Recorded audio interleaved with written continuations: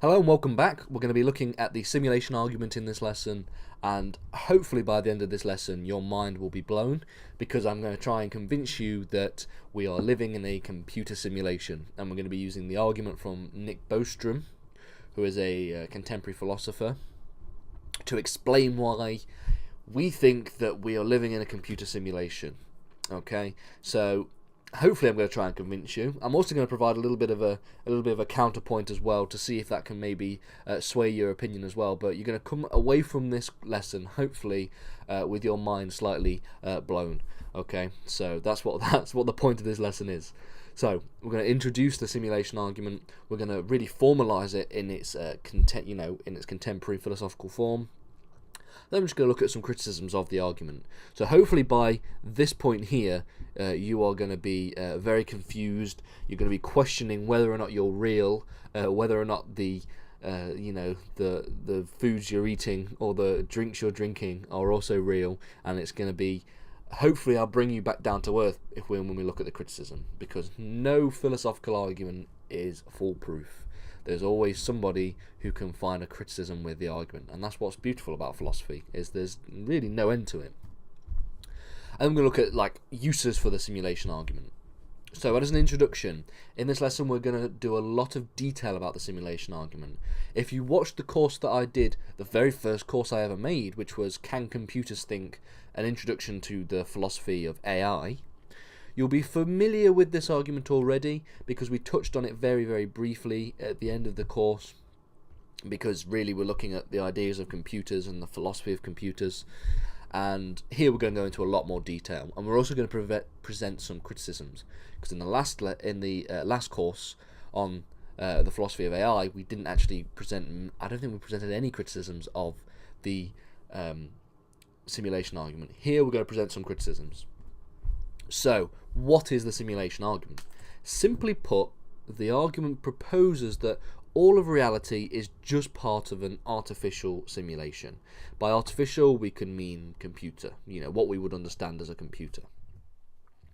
This means that the Earth, the stars, the moon, the whole universe, everything is part of this simulation. So, this was an argument that was popularized contemporarily by Nick Bostrom, who is the philosopher we're going to be drawing our knowledge from here. So, let's explain why he thinks and why some other people think that we are living in a computer simulation. Let's see if you can, and I encourage you to follow along with this argument. And before we look at the criticisms, try and think about any kind of criticism yourself before, because that's a great way of doing the philosophy.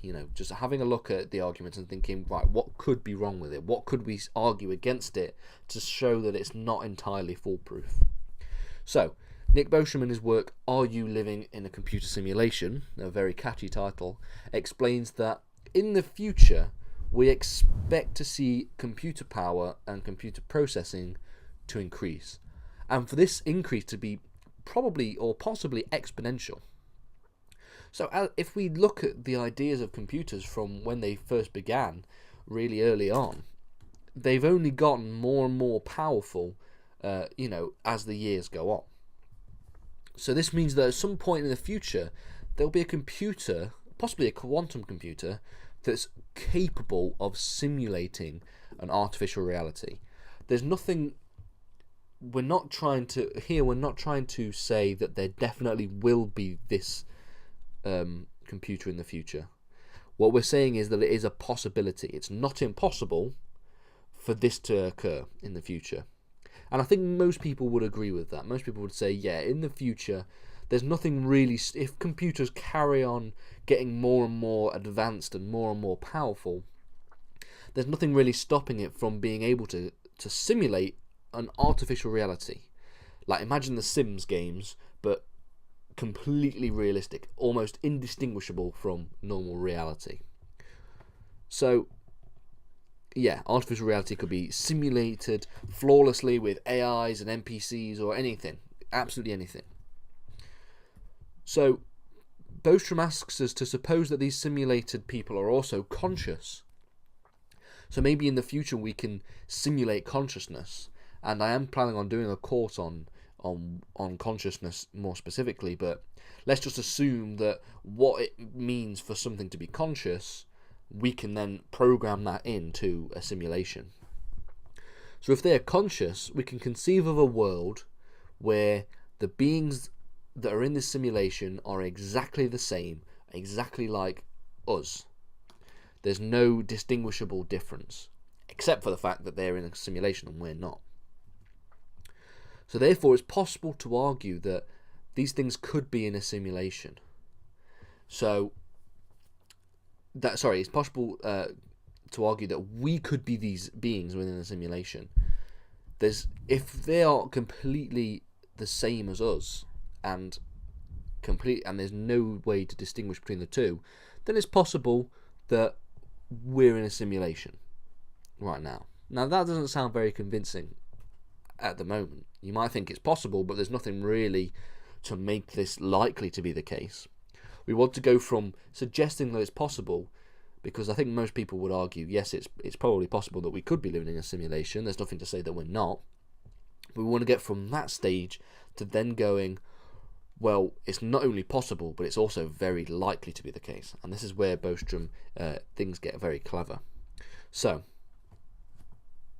if we can form a computer simulation that is completely indistinguishable from something like the real world, then it's likely that the people within that simulation also create a computer simulation.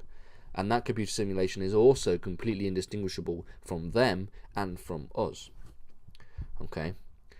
So in that simulation, they also create a simulation. And now we've suggested that it is possible for there to be an almost infinite chain of simulations within each other. Because if it's possible for them to create a completely indistinguishable simulation to them, then it's possible for the simulation within there to also create a simulation, and to create a simulation, and to create a simulation, and so on and so on and so on. So we end up with this infinite chain of simulation, computer simulations, all completely indistinguishable from each other.